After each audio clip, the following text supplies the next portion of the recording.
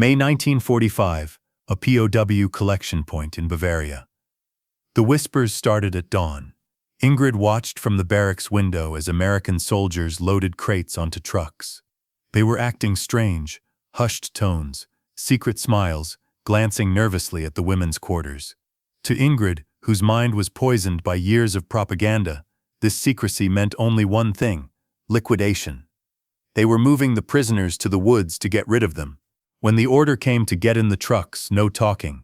Panic spread like a virus. Ingrid climbed into the back of the canvas-covered 6x6 truck. She sat squeezed between Helga and Maria. It was dark inside, smelling of diesel and old sweat. The truck lurched forward, driving away from the main camp roads and turning onto a bumpy forest track. "Where are they taking us?" Maria whispered, trembling. "The deep woods," Ingrid replied, her voice hollow. "It's easier to dig graves in soft soil." The women fell silent, holding hands in the dark, listening to the roar of the engine and praying for a miracle. The journey lasted 20 agonizing minutes. Every bump felt like a step closer to the end. Finally, the trucks braked hard and came to a stop. The engines were cut. Silence flooded the forest, broken only by the chirping of birds, a cruel contrast to the women's dread. Then, a heavy voice shouted from outside. "Everybody out, move it, line up by the trees." The flap was thrown open, blinding sunlight pouring in. Ingrid blinked, her heart hammering against her ribs. She prepared herself to see a firing squad. Ingrid stepped down from the truck, her legs trembling. Her boots sank into the soft earth of the forest clearing. To her terrified mind, the ground felt too soft, like freshly dug soil. She looked around. They were in a secluded meadow, surrounded by dense pines. No witnesses. Perfect for a quiet execution. Around the perimeter, American soldiers stood with their backs to the trees, arms crossed or hands on their belts. They weren't smiling. They were watching. The silence was heavy, broken only by the rustling of leaves and the distant murmur of the officers. Then, the smell hit them. A breeze shifted from the center of the clearing, carrying a thick, gray smoke towards the women. Ingrid froze. It was the smell of burning. It was distinct, heavy, and organic. To these women, who had heard the horrific rumors of the camps or lived through the firebombings of Dresden, smoke didn't mean food. It meant death. It meant burning flesh. Helga grabbed Ingrid's arm, her fingernails digging into the skin. "Do you smell it?" she whimpered. "They are burning something." Panic rippled through the group like a shockwave. Some women began to sob quietly. Others started to pray in whispers. They saw smoke rising from behind a row of bushes in the center of the clearing. They couldn't see the source, only the dark plumes spiraling into the sky. Ingrid closed her eyes. She imagined a pit. She imagined flames.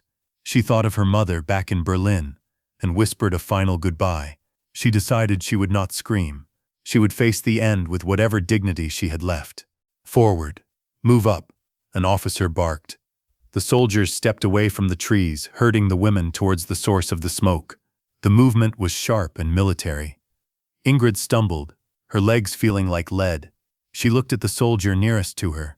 He was a large man with grease on his face, holding a long metal object in his hand. In her fear, it looked like a baton or a branding iron. It was actually a pair of long BBQ tongs. But fear distorts reality. They rounded the bushes, bracing for horror. Ingrid held her breath, expecting to see a mass grave or a firing squad.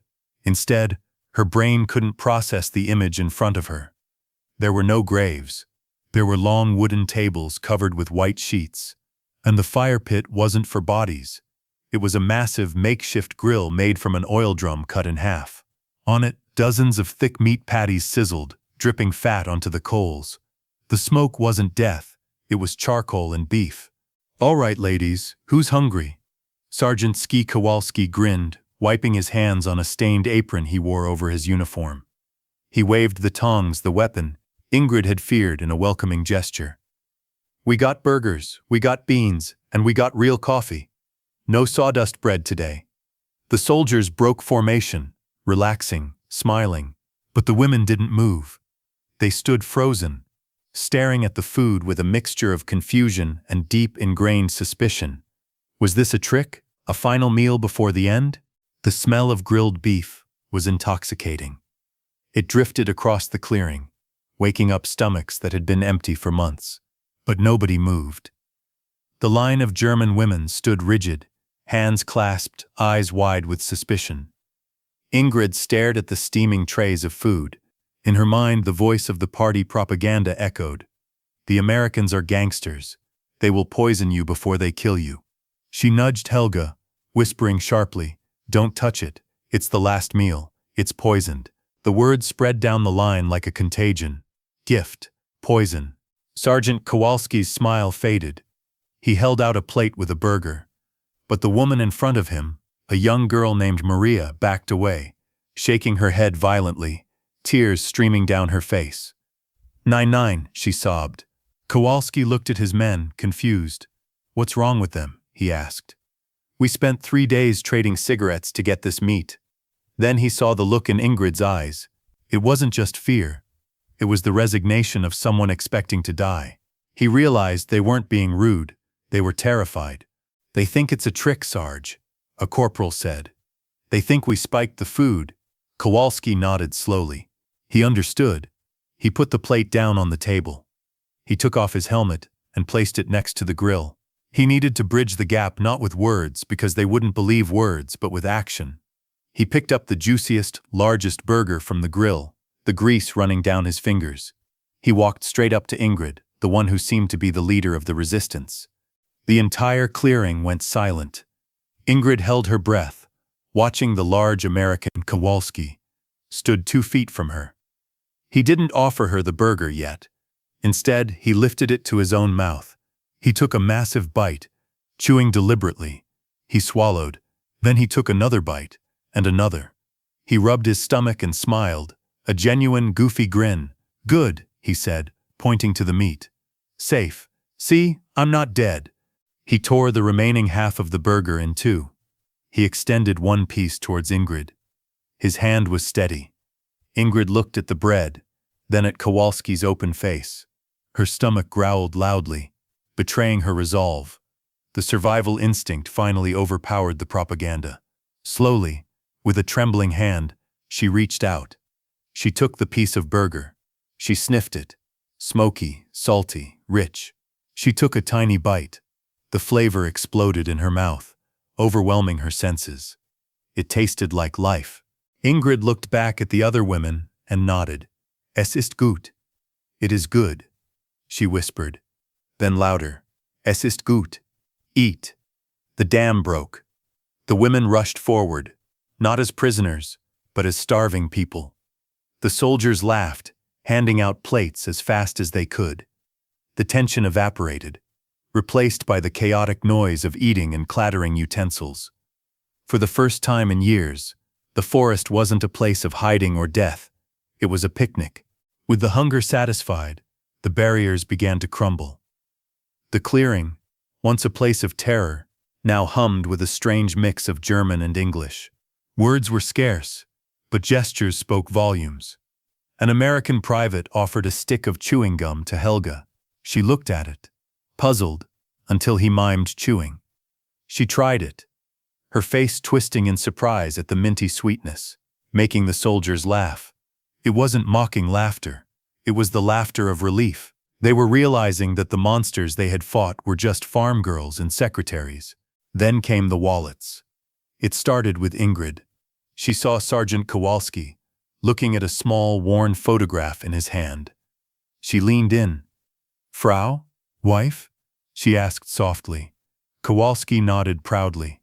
"Wife, Betty, in Chicago." He showed her the picture. Ingrid reached into her torn tunic and pulled out a locket. She opened it to reveal a young man in a Wehrmacht uniform. "Hans," she whispered, "my husband." Kowalski didn't see an enemy soldier. He saw a grieving woman. He nodded solemnly. "War is hell," he muttered. A hush fell over the group, as a sound rose. A young private named Miller sat on a crate and pulled out a harmonica. He didn't play a chaotic jazz tune. He played a slow, melancholic melody that everyone knew, Lily Marlene. It was the song that had crossed the trenches, loved by both British, American, and German soldiers alike. As the haunting notes floated through the pine trees, the eating stopped. The women began to hum along quietly. It was a song about waiting underneath the lantern, a song about love and longing that belonged to no single army. Tears flowed freely now, but not from fear. Maria wiped her eyes with her sleeve. For a moment they weren't in a prisoner camp. They were just people, far from home, missing someone they loved.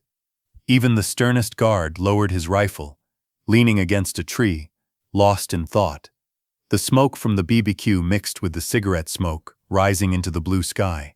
It was a fragile bubble of peace in a world that had been burning for 6 years. Click. The moment was immortalized. A combat photographer, who had been traveling with the unit, raised his bulky camera. He didn't ask them to pose. He caught the candid truth. A German woman lighting an American soldier's cigarette. A plate of half-eaten burgers sitting on a table between enemies. He snapped the shutter, capturing the proof that humanity could survive even the bitterest war. That photo would never make the front pages.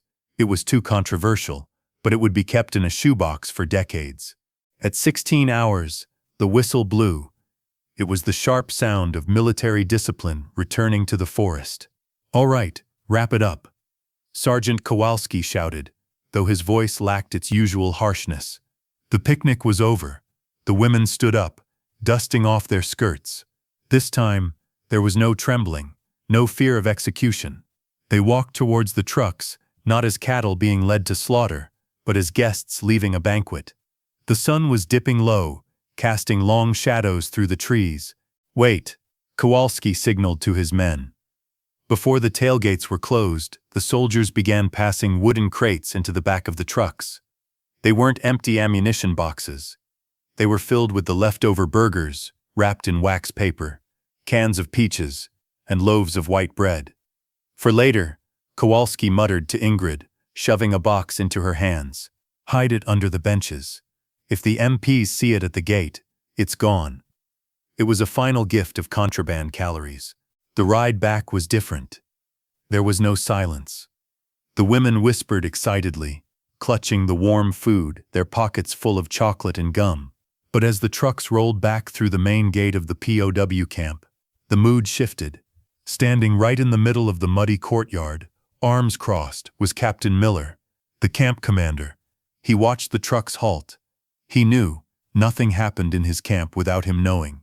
The women froze. The trap they had feared in the woods might be waiting for them right here.